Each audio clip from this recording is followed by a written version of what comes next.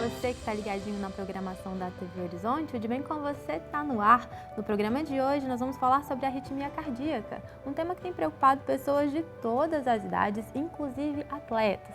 Nós vamos entender melhor esse assunto e quem vai explicar tudo isso para a gente é a doutora Sônia Francisca de Souza, que é cardiologista e especialista em arritmologia pela Sociedade Brasileira de Arritmias Cardíacas. Então fica com a gente, De Bem Com Você, está começando agora.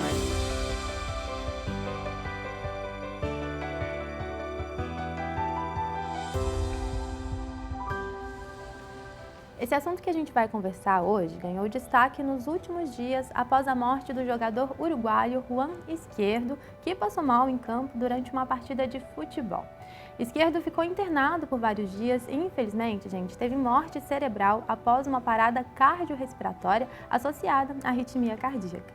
E, infelizmente, essa não é uma condição rara. A arritmia cardíaca afeta cerca de 20 milhões de pessoas no Brasil e é responsável por 320 mil mortes súbitas por ano, segundo a Sociedade Brasileira de Arritmias Cardíacas. O caso do Juan Izquierdo gerou comoção e preocupação.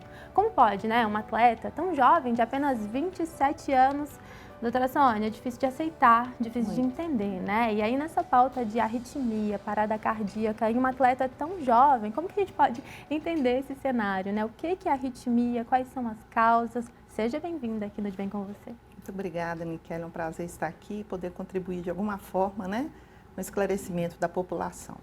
Bom, o coração é um órgão muito interessante, Se você retira o coração de um animal e deixa em cima de uma mesa, ele ainda bate por muito tempo. Ele tem uma autonomia elétrica, Ele tem um sistema elétrico. Então, as arritmias são qualquer distúrbio desse sistema elétrico intrínseco do coração. Então, nós temos arritmias e arritmias, Temos arritmias do coração normal e temos arritmias do coração doente. E existem formas de arritmias escondidas bem lá dentro da célula, que é difícil de detectar num exame clínico. Mas vamos lá, as arritmias se dividem em arritmias lentas e arritmias rápidas, As lentas são aquelas que cursam com bloqueios, a gente chama de bradicardia, e as rápidas são as taquicardias. E existem nas taquicardias umas arritmias que a gente diz malignas, que é a taquicardia ventricular e a fibrilação ventricular. Não tem jeito do coração parar, em 90% das paradas, ele está passando por uma taquicardia e ou uma fibrilação ventricular, Então, o coração para assim, Quando tem aquela linha isoelétrica da parada, ele já passou por essa arritmia, Então, esse é um mecanismo de morte, por isso que ela é tão temida. E quando ela acontece sem mandar recado, acontece a morte súbita, Então, é importante saber se há uma cardiopatia estrutural, porque é mais comum ter uma arritmia desse tipo maligna, do que de um coração normal. Mas aí eu vou até te contar uma história. Você sabe como apareceu a maratona? Foi através de um soldado ateniense grego, 409 anos antes de Cristo, que o exército ateniense ele separava os soldados de fronte e os soldados missionários, que eram que iam dar as notícias através das cidades. E esse soldado, Fidípides, ele ficou responsável por dar a notícia em Atenas que haviam sido vitoriosos numa guerra em Marathon. Então, a distância entre Marathon e Atenas, 42 quilômetros. Ele foi correndo. Ao chegar lá, era um atleta jovem, ao chegar lá ele anunciou a vitória e caiu morto. Então, a gente vê, através da história que já é contada, que a morte ela pode acontecer em indivíduos normais, desde que soberbados, desde que ultrapassem o limite, Na verdade, esse soldado, um dia antes, ele tinha andado 200 quilômetros. Então, a gente tem que entender que mesmo indivíduos normais, com coração normal, se submetidos a situação de extremo estresse, de esforço, ele pode vir a ter uma arritmia maligna e vir a falecer. Sim, é interessante, você trazer essa história, trazer esse caso, porque a gente vê o Izquierdo, um atleta jovem, a gente se assusta um pouco, poxa, ele era atleta, A gente imagina que ele tinha um acompanhamento ali de perto. Isso ainda aconteceu com ele, imagina comigo. Com certeza. Quais são, doutora Sônia, os sinais da arritmia? Como que eu posso identificar se eu tenho ou não? O sinal mais comum que as pessoas se queixam, porque, como eu disse, existem arritmias leves e arritmias importantes. Os sinais mais simples é a sensação de palpitação, né? Do coração bater fora do ritmo, né? De batimentos a mais, que geralmente são extrasístoles, que todos nós temos, né? E até sensação de tontura, falta de ar, né? Principalmente no esforço. Então, o espectro clínico ele difere muito do indivíduo, da idade e do tipo da arritmia, né? Geralmente, as arritmias que ameaçam a vida, elas costumam vir com muita repercussão. As pessoas têm desmaios, né? Têm falta de ar, precisam, às vezes, de procurar emergência para tratar essas arritmias, né? É mais comum em algumas doenças de Chagas, pacientes com insuficiência cardíaca, né? Agora, no jovem atleta, como você mesmo muito bem disse, são indivíduos que são muito vigiados, né? Que existem protocolos para identificar possibilidade de uma morte súbita no esforço. Então, eu acho pouco provável que esse atleta tivesse alguma cardiopatia estrutural, né? Mas ultraestruturalmente a gente não sabe. E hoje, infelizmente, é muito comum, mesmo entre os atletas, estarem em uso de medicamentos para melhorar a performance, muita cafeína, muitas substâncias que podem, né, mesmo no coração normal, disparar uma arritmia desse tipo. Então esse uso dessas substâncias pode disparar uma arritmia. Pode. O que mais pode causar arritmia, né? Fatores de risco, pensando Fatores assim. de risco, medicamentos, né? Alguns medicamentos podem causar, principalmente medicamentos para sintomas respiratórios, né? Tem que ter muito cuidado. Alguns medicamentos mesmo para uso, para tratamento da tireoide ou para próprio tratamento de algumas cardiopatias. Então, esses medicamentos, por isso que a gente fala tanto para as pessoas, não tomem medicamentos sem, né, uma orientação médica, né? Pode ser perigoso, principalmente você que quer fazer uma atividade física.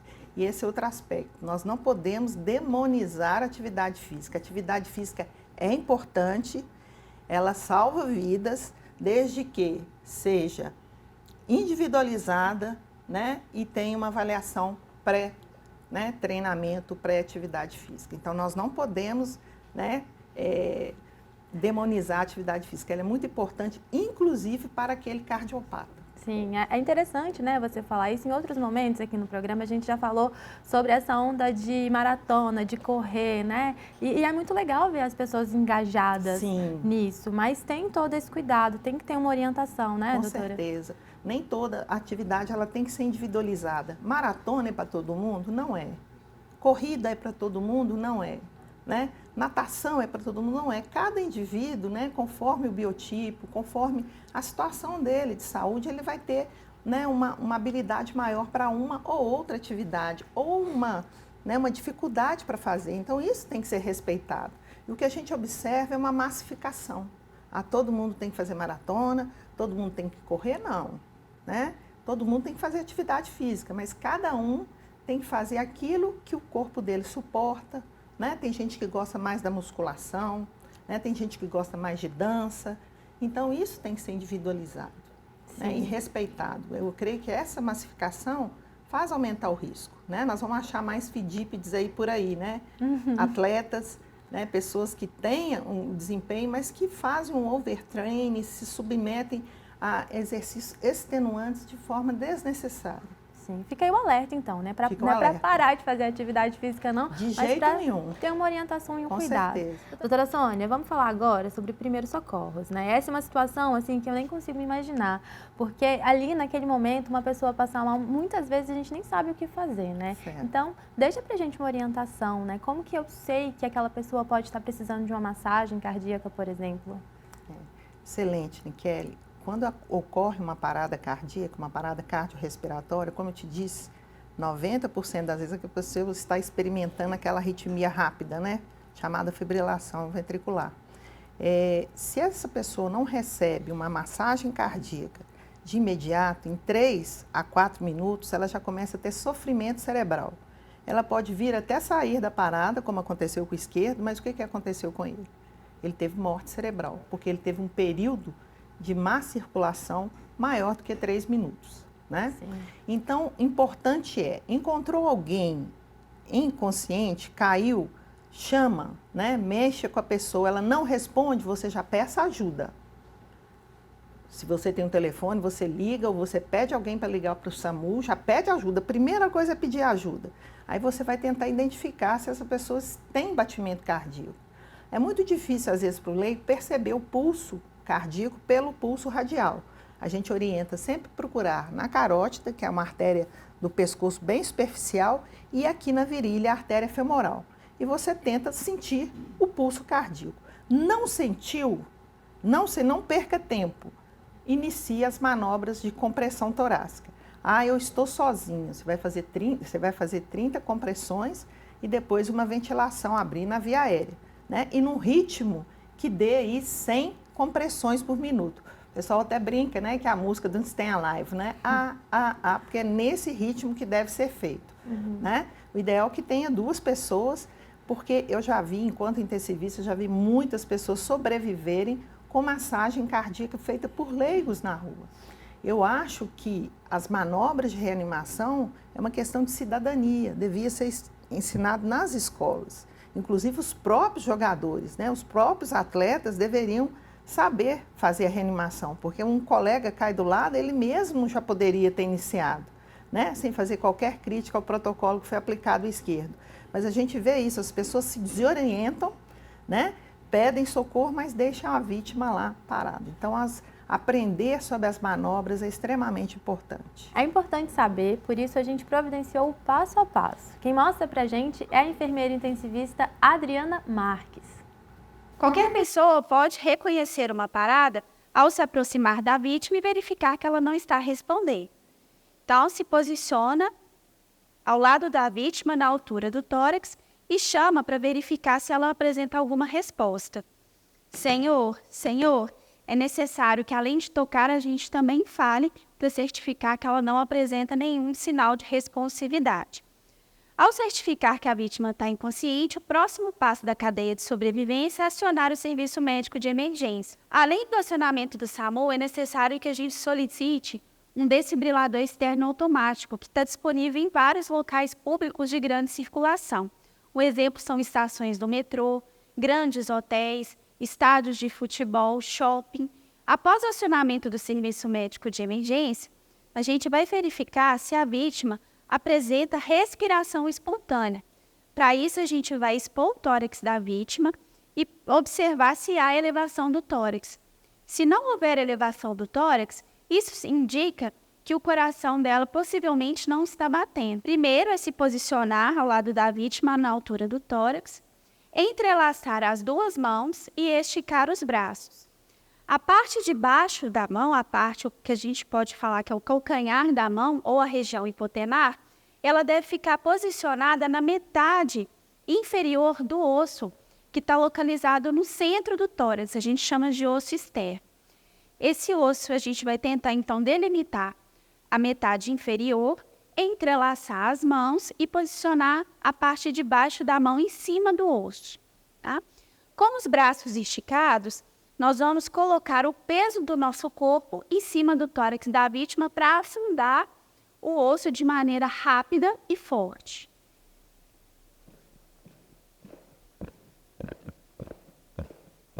O ritmo adequado das compressões torácicas é de 100 a 120 por minuto. Na impossibilidade de fazer essa contagem de forma ritmada, nós vamos tentar aplicar essas compressões de maneira forte e o mais rápido que a gente conseguir. E é importante permitir o retorno total. Da mesma forma que a gente está afundando o tórax, nós devemos permitir que ele retorne totalmente numa frequência rápida e forte, até a chegada do desfibrilador. Assim que o desfibrilador chegar, nós vamos interromper as compressões. Mas, idealmente, ao iniciar as compressões, nós devemos assumir o ritmo por pelo menos 2 minutos. Ao chegar um desfibrilador, nós podemos orientar uma pessoa no local para poder continuar as compressões com essas mesmas medidas instituídas. Se não houver ninguém no local que esteja apto a aplicar as compressões, nós devemos interromper e ligar o DEA.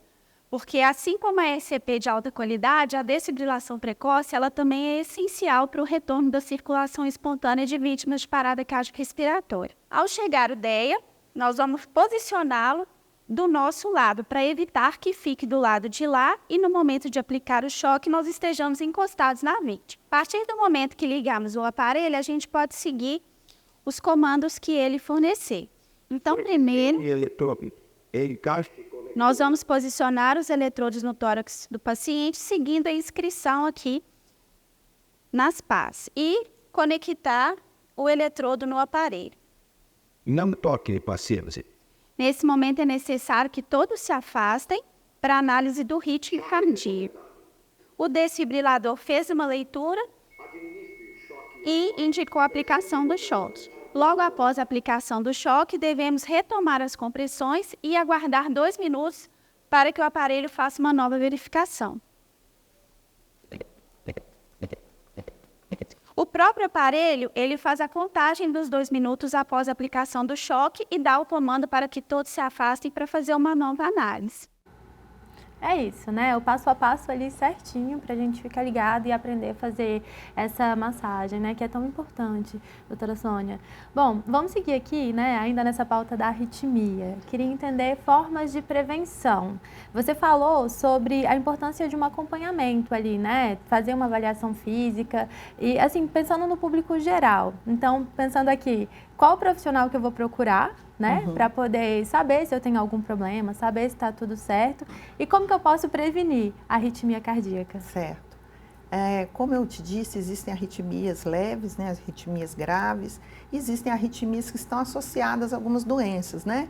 Então, quando você faz uma prevenção de uma hipertensão e trata bem uma hipertensão, você está prevenindo a formação de uma arritmia no futuro, né? O seu diabetes, né? A sua insuficiência cardíaca. Então, assim, bons hábitos, boa alimentação, atividade física, né? Tudo isso são medidas que nos ajudam à prevenção de arritmias um dia na vida, né? Mas, como eu te disse, existem algumas doenças que são arrítmicas, né? Existe uma doença que chama síndrome de Wolff-Parkinson-White, que a pessoa nasce, né, com um curto-circuito no coração que um dia pode causar uma arritmia, mas hoje existe um tratamento curativo para isso, com ablação. Então, a melhor conduta é, se você se sente inseguro ou se você sente algum dos sintomas que nós falamos, procure um cardiologista, né? Ou um arritmologista, que seja, para que você primeiro tenha uma avaliação completa e isso te traga segurança, porque é importante a atividade física, né? Desde que individualizada, desde que passado por uma avaliação prévia. Né? E, mais uma vez, evitem o uso de substâncias, né, não prescritas por médicos. Tá? Evitem guaraná em excesso, cafeína em excesso, estimulantes, anabolizantes, evitem. Sim, uma curiosidade, né? Qual o exame que é feito para identificar a arritmia? O mais importante é o exame clínico, né? O exame médico, onde você vai auscultar, né, examinar a pessoa, e um eletrocardiograma. Um eletrocardiograma simples, que hoje a gente tem um aparelho, eu tenho um aparelho desse tamanhozinho que eu dou para o paciente segurar e eu já consigo ver o ritmo dele ali. Nisso, nós já conseguimos detectar, assim, grande parte das alterações que podem cursar. Mas se o paciente tem um sintoma que, durante a anamnese, durante o exame físico, eu não detectei, nós temos o ecocardiograma, nós temos o Holter, que é um eletro que fica ligado na gente em 24 horas, que é possível detectar algumas alterações e identificar o que o paciente sente. Sim. Né? Porque na hora que ele sente, ele aperta o botão e o aparelho grava. Sim. Doutora Sônia, para fechar aqui a nossa conversa, né? Tem o diagnóstico ali de uma arritmia. O que muda na minha vida? Em que eu preciso prestar mais atenção? Sim, como eu te disse, existem arritmias. Se for uma arritmia benigna, vida que segue, né? Você vai conviver, eventualmente vai ter que tomar alguma medicação e vai ser seguida. Agora, se você tem uma arritmia que ameaça a vida, aí o tratamento é diferente, né? Isso pode levar a limitações para algumas atividades, né? Mas nem tudo e nem sempre, né? Existem jogadores que são portadores de um desfibrilador automático e estão aí praticando atividade física. Então, tudo é muito relativo e deve ser individualizado. Sempre com acompanhamento, E né? sempre com acompanhamento. Doutora Sônia, muito obrigada por vir aqui hoje e esclarecer tão bem assim, todas essas questões para a gente. Muito obrigada, estou à disposição. E é isso, gente. Fico alerta sobre a importância de saber agir diante de emergências, hein? Cuidar da saúde também envolve educação sobre primeiros socorros. A massagem cardíaca, por exemplo, é uma técnica essencial que pode salvar vidas. Então, já compartilhe esse conteúdo com seus amigos e familiares. Vamos juntos contribuir para a segurança e bem-estar de todos ao nosso redor. Combinado? É isso, De Bem Com Você está chegando ao fim. Você pode rever o nosso programa lá no YouTube. Basta procurar por Canal TVH. E o Instagram da TV Horizonte está cheio de conteúdo exclusivo, então segue o nosso perfil no @canaltvh. Muito obrigada pela sua companhia. Te vejo no próximo programa. Tchau!